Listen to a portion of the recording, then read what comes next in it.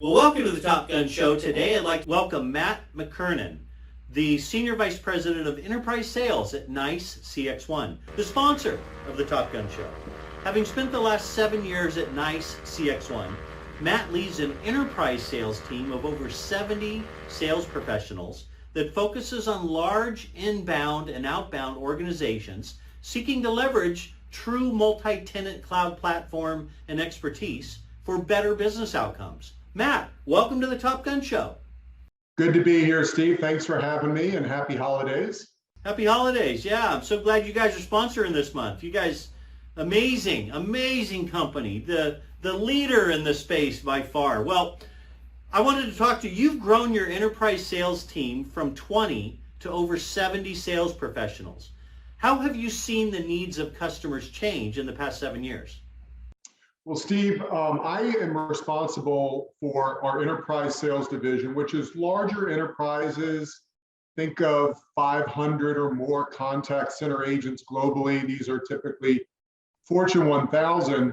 And the biggest change we've seen in the last 7 years is part of the market put their toe in the water maybe 3 or 4 years ago, but now the entire industry, the large industry, is in the pool.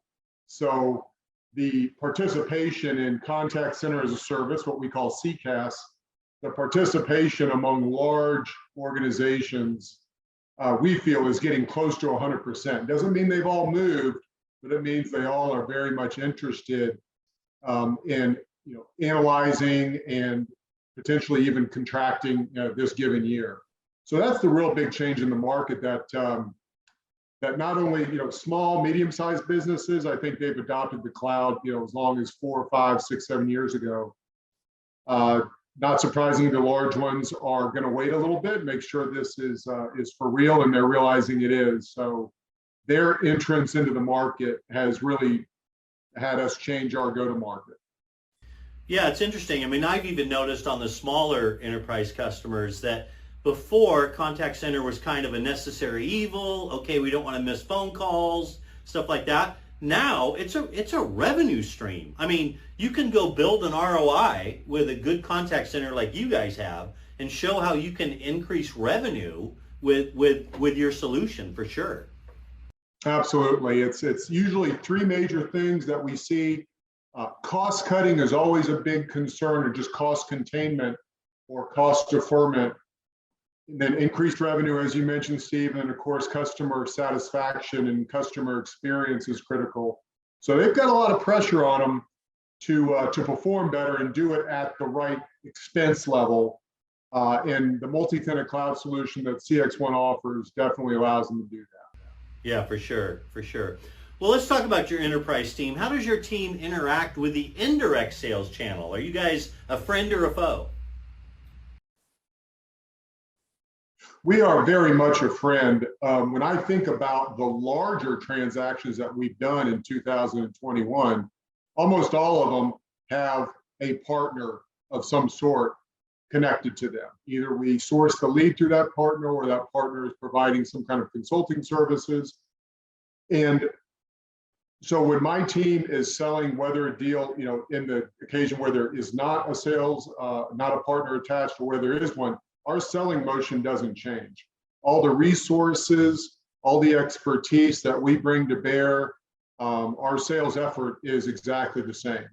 And so we are there to be the subject matter expert. And as you look at larger organizations and how they make decisions on IT and how they re-platform, these are big decisions. These organizations that are used to conferring with that third-party, unbiased consultant. So they're expecting to see somebody else in the room other than just the vendor.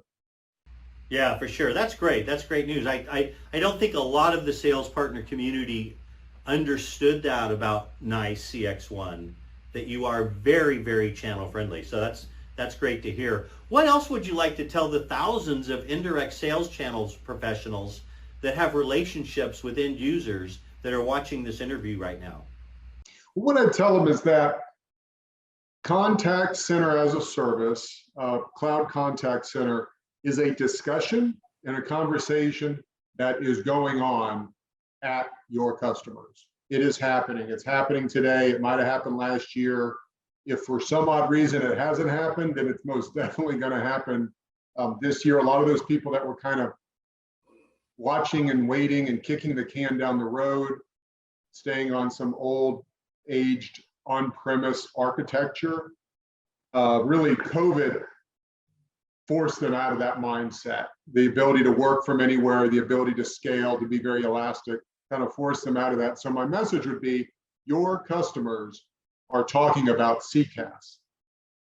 It's happening. So just because you're not in the conversation right now doesn't mean that they're not talking about this. They are very much having these discussions. Their boards want to hear about their cloud transformation strategy. Their customers are asking for more channels to operate across. And so all these things have led to a CCaaS conversation happening in every large contact center. And so my message would be, engage on the contact center conversation with your customers. We've got some partners. I've had a lot of discussions. I talk to partners every day. Some of them are further along in their learning than others.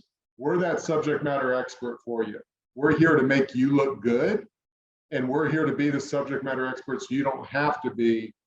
And that way you can trust an organization like NICE CXOne that's going to come in, provide that expertise that you want to bring to bear, right? You want to introduce that expert that's going to help that customer get over a very challenging project, which is moving on-prem to cloud for contact center. So if I'm a telecom circuit slinger and I've got a relationship with a network guy, what's the question I can ask, this sentence or two that'll engage and open up that conversation that I can bring you in on?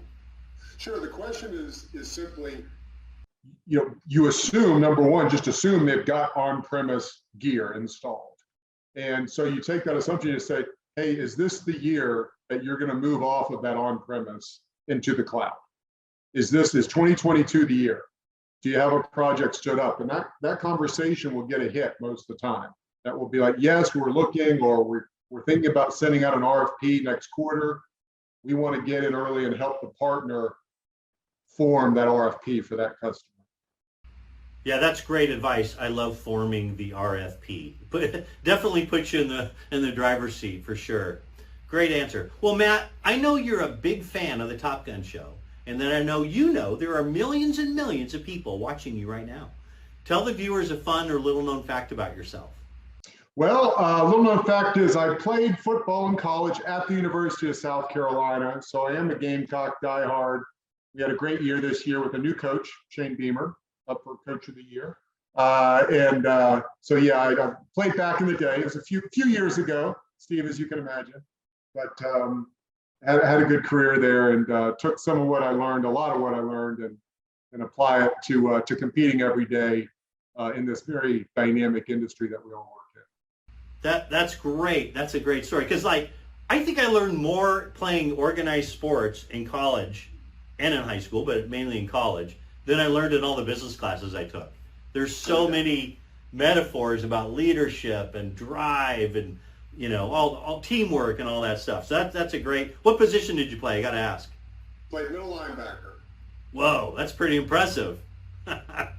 Very nice, very nice. Well, Matt, thanks for being on the Top Gun Show today. It's a pleasure to get to know you during this interview and spend some time with you. You bet, Steve. Enjoyed the time. And thanks for watching, everybody. Thank you.